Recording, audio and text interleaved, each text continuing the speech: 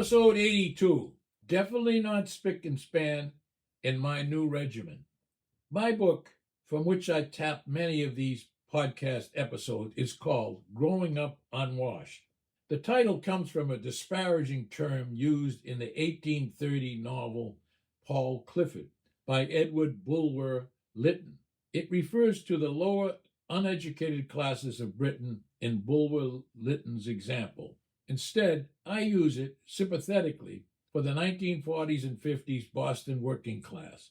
At that time, many urban flats, including ours, had few modern facilities, especially lacking hot water or shower stalls. In other words, they in my family had rudimentary personal cleaning facilities, thus growing up unwashed. Most three-decker families had no car and often no phone. Also, in my day, we used the U.S. mail, public transportation, and shoe leather. Eating out was a once-a-year treat, maybe. Movies, trips to the beach, and to professional ball games were few and far between.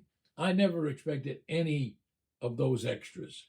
Paying the rent, paying the range oil for our heating, the electric bill, and buying groceries strained my parents' funds even without the extras. I have read recently that most people did not use soap until late in the 19th century, and it was not until early in the 20th century that bathrooms with tubs became popular. Therefore, in the 1940s, poor folks like us were still getting along with just bathtubs, and we were quite pungent, while wealthier people were adding showers to their tub bathrooms and smelling a little sweeter.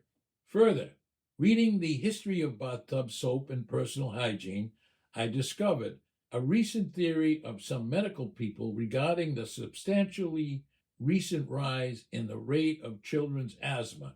This theory postulates that being dirty, as in the old days, may have been better for our children.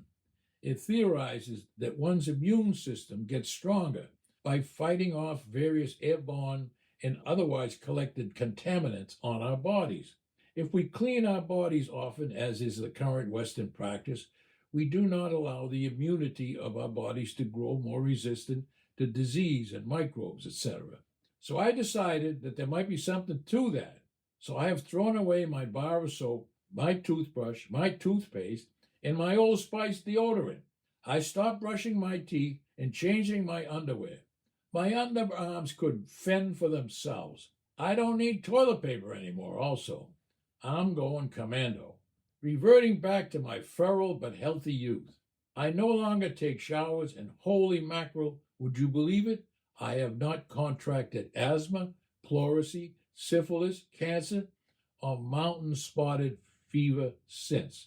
But, however, there are some downsides to my new regimen. Neighborhood dogs, previously friendly and formerly liking to be petted, ran the other way when they encountered me. And surprisingly, at the Southbridge Senior Center, one of my walking sites, the old broads stopped flirting with me.